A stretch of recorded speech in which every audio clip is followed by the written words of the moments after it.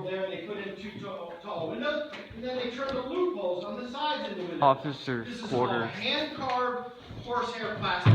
Very fancy, very ornate stuff of the day. They did have very nice windows, they had a very nice door. There was even a mud room out there so they could take off their muddy boots, and they wouldn't have to track mud in the Dude, house. background, oh, this is cool. It's pretty big too. Granite. That's granite? Yeah. Whoa. I don't know if we're supposed to be in here. I don't know. Roped off. Usually they rope off. Oh, these are the musket holes. Yeah, you can barely see that. Look at.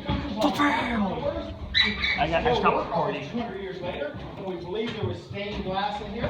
Like I said, very fancy, very ornate stuff of the day. Come on back. Ready and fire. 5 feet. Guys, stay with them before we even go up, okay?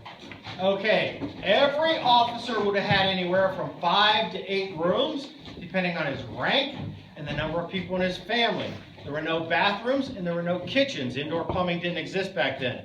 So for their bathroom needs, they would use what are called bed pans or chamber pots. And those would have been emptied by servants, typically the spouses of the Irishmen. They could have possibly been emptied by the lower-ranking enlisted men.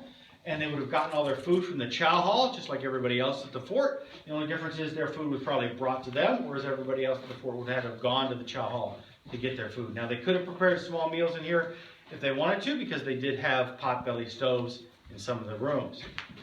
Okay, I mentioned earlier this was a manned fort from 1840 all the way up until 1963. In 1963, the Army had totally moved out of here, and they turned this fort over to the Navy. And the Navy says, we don't want a fort, we're the Navy. What the heck do we want a fort for, right?